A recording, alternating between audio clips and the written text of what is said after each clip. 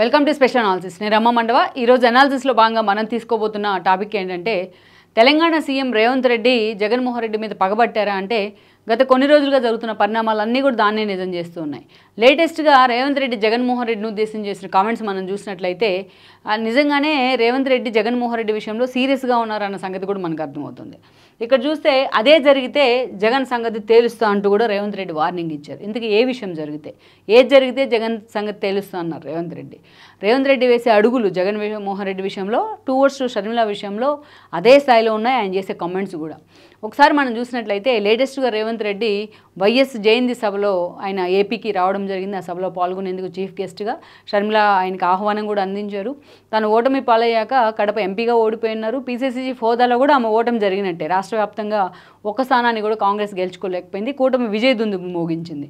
ఈ క్రమంలోనే తన బల నిరూపణ చేసుకోవాల్సిన అవసరం ఉంది. తన పోస్టును కూడా, పీసీసీ చీఫ్ పోస్టును కాపాడుకోవాల్సిన అవసరం షర్మిలకు ఉంది. అందుకే ఈరోజు తన తండ్రి సెంటిమెంట్ను మరోసారి ఫ్లేలప్ చేసే ప్రయత్నం చేసింది అన్నది వాస్తవం. ఈ క్రమంలోనే ఈ రోజున వైఎస్ జయంతి వేడుకలు విజయవాడలో చాలా ఘనంగా నిర్వహించింది. దానికి రేవంత్ రెడ్డి అటెండ్ అవుతూ ఆయనకి మీడియా మిత్రుల నుంచి ఒక క్వశ్చన్ అయితే ఎదురైంది. కడప ఎంపీ స్థానానికి అవినాష్ రెడ్డితో రిజైన్ చేయించి, అండ్ దెన్ జగన్మోహన్ రెడ్డి పులివెందులకు రిజైన్ చేసి పులివెందుల ఎమ్మెల్యే పదవికి ఆయన కడప ఎంపీగా పోటీ చేయబోతున్నారు. దాని మీద మీ రియాక్షన్ ఏంటి అంటూ కూడా మీడియా మిత్రులు అడగడం జరిగింది రేవంత్ రెడ్డిని. అదే జరిగితే జగన్ సంగతి తేలుస్తానంటూ కూడా రేవంత్ రెడ్డి మాట్లాడారు. తేలుస్తా అంటమే కాదు, నిజంగా ఆ పరిస్థితే వస్తే కడపలో గడప గడపకి తిరుగుతాను, జగన్మోహన్ రెడ్డి సంగతి ఏంటో వాళ్ళకి చెప్పే ప్రయత్నం చేస్తాను, జగన్మోహన్ రెడ్డిని ఓడిస్తాను, జగన్మోహన్ రెడ్డి ఓటంలో తాను కీలక భాగస్వామి అవుతానంటూ కూడా రేవంత్ రెడ్డి ట్విస్ట్ ఇచ్చే ప్రయత్నం చేశారు. అంతేకాదు, ఆయన అసలు వైఎస్కి అసలైన వారసురాలు షర్మిల మాత్రమే అంటూ కూడా రాహుల్ గాంధీని వ్యతిరేకించే వాళ్ళు ఎవరైనా సరే వైఎస్ వారసులు కాదు అంటూ కూడా గతంలో రాహుల్ గాంధీని ప్రధానిగా చూడాలంటూ వైఎస్ చెప్పిన మాటలను కూడా ఆయన కోట్ చేసే ప్రయత్నం చేశారు.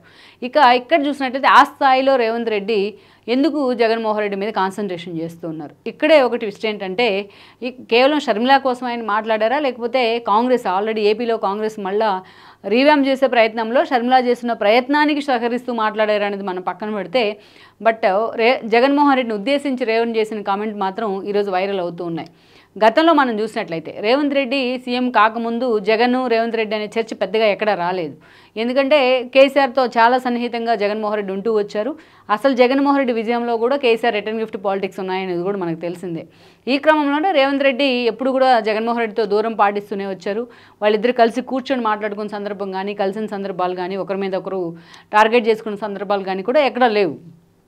పర్టికులర్లీ అసెంబ్లీ ఎన్నికల్లో, తెలంగాణ అసెంబ్లీ ఎన్నికల్లో రేవంత్ రెడ్డి సీఎం అయిన తర్వాత అనేక పరిణామాలు తెర మీదకి వచ్చాయి. అండ్ మీడియాకి ఇంటర్వ్యూ ఇస్తూ కూడా జగన్మోహన్ రెడ్డి వర్షన్ అడిగారు ఆయన్ని. అప్పటికే జగన్మోహన్ రెడ్డి ఇంకా ఏపీకి సీఎంగా కొనసాగుతూ ఉన్నారు. ఆ సమయంలో రేవంత్ రెడ్డి మాట్లాడారు, ఇప్పటికి నేను సీఎం ఇన్ని రోజులు కావస్తున్నా కనీసం ఒక పొగట్టు కూడా, ఒక ప్రశంస కానీ, ఒక అభినందన కూడా జగన్మోహన్ రెడ్డి వైపు నుంచి లేదు అంటూ కూడా ఆయన మాట్లాడారు.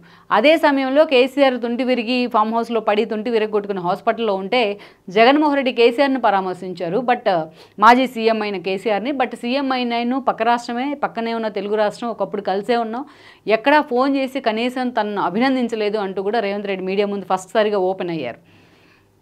ఇక వైఎస్ఆర్సీపీ నుంచి చూసినట్లయితే, చంద్రబాబు నాయుడికి అనుంగు శిష్యుడిగా రేవంత్ రెడ్డికి పేరుంది కాబట్టి, చంద్రబాబు నాయుడు అంటేనే జగన్మోహన్ రెడ్డికి పడదు కాబట్టి చంద్రబాబు నాయుడు శిష్యుడిని ఆయన అభినందించలేదన్న చర్చ కూడా జరిగింది. బట్ అదే సమయంలో కేసీఆర్కి అనుంగు శిష్యుడు కాబట్టి జగన్మోహన్ రెడ్డి ఒక అనుంగు ఫాలోయర్, వాళ్ళిద్దరిది తండ్రి కొడుకుల సంబంధం అంటూ కూడా చాలాసార్లు మాట్లాడుకుంటూ వచ్చారు.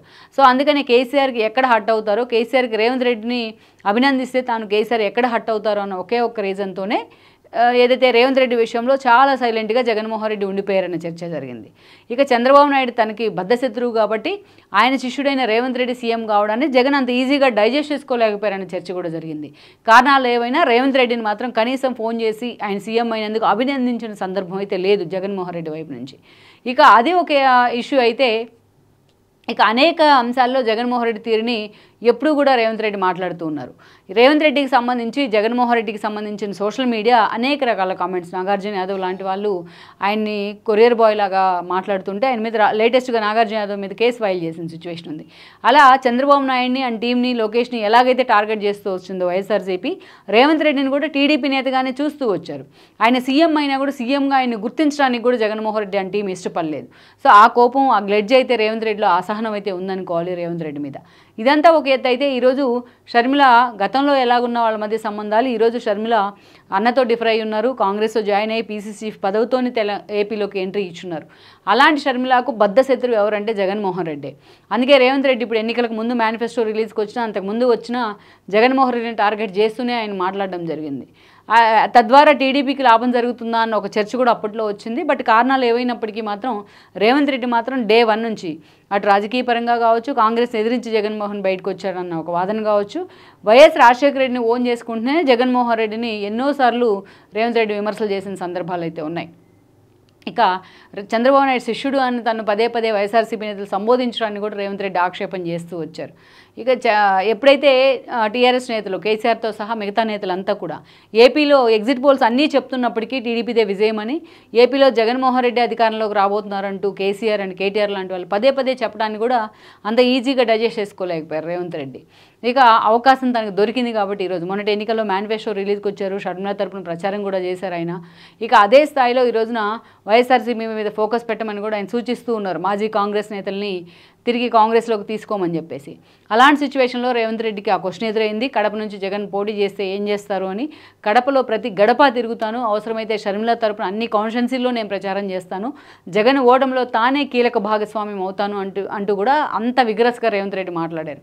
ఒక సీఎం స్థాయిలో ఉన్న వ్యక్తి ఒక ప్రతిపక్ష నేత అంతా వెండెట్టా పాలిటిక్స్తో మాట్లాడిన తీరు మాత్రం నిజంగానే చర్చనీయాంశం అవుతుంది. బట్ జగన్మోహన్ రెడ్డి డే 1 నుంచి కూడా తనతో వ్యవహరించిన తీరుని మాత్రం రేవంత్ రెడ్డి ఈజీగా తీసుకోలేకపోతున్నారు అనుకోవాలి. పర్టికులర్లీ మనం చూస్తే తన నేతలను చెవిరెడ్డి, పెద్దిరెడ్డి లాంటి వాళ్ళని పంపించి ఆయన కాంగ్రెస్కి వ్యతిరేకంగా చాలా రోజులు దాదాపు 1 నెల రోజుల పాటు తెలంగాణలో ప్రచారం చేయించారు అసెంబ్లీ ఎన్నికల సమయంలో. అంతకుముందు చూస్తే రేపు ఉదయం ఎన్నికలు అనగా ఈరోజు నాగార్జున సాగర్ దగ్గర ఒక డ్రామా నడిపించి హై డ్రామా అక్కడ ఒక హైప్ క్రియేట్ చేసి ఏం జరగకపోయినా ఏదో జరుగుతుంది అని చెప్పేసి ఒక సెంటిమెంట్ రగిల్చే ప్రయత్నం జరిగింది రేవంత్ రెడ్డికి వ్యతిరేకంగా. సో ఇవన్నీ కూడా ఒక్కొక్కటి రేవంత్ కౌంట్ చేసుకుంటూ వచ్చారు. అందుకే జగన్మోహన్ రెడ్డి విషయంలో మాత్రం ఆయన అదే స్థాయిలో ఆగ్రహంతో ఉన్నారని అంటున్నారు. మొన్న కూడా కేటీఆర్ గురించి, హరీష్ రావు గురించి ఆయన మాట్లాడుతూ ఇట్లా గర్వంతో పొగరుతో వ్యవహరిస్తే జనాన్ని పట్టించుకోకుండా గాలికి వదిలేస్తే జగన్మోహన్ రెడ్డి ఎలా పతనం అయ్యారో మీరు చూశారు, అలాంటి రిజల్ట్ మీకు వస్తుంది అంటూ కూడా రేవంత్ రెడ్డి మాట్లాడటం జరిగింది. అలా చంద్రబాబు పాలన ఎలాగైతే కంపేర్ చేస్తూ రేవంత్ రెడ్డిని హరీష్ రావు అండ్ కేటీఆర్ తిడుతూ ఉన్నారో ఈరోజు జగన్మోహన్ రెడ్డి పాలన కంపేర్ చేస్తూ కేసీఆర్ని, కేటీఆర్ని, హరీష్ రావుని తిడటానికే రేవంత్ రెడ్డి ప్రాముఖ్యత ఇస్తూ ఉన్నారు. మొత్తానికి నిజంగా జగన్మోహన్ రెడ్డి తాను రిజైన్ చేసి తన బ్రదర్తో అవినాష్తో రిజైన్ చేయించి కడప ఎంపీగా పోటీ చేస్తే రేవంత్ రెడ్డి ఏ స్థాయిలో జగన్ ఓటమిలో భాగస్వామ్యం అవుతారనేది కూడా మనం చూడాల్సి ఉంది. Please share, like and subscribe south first Telugu channel.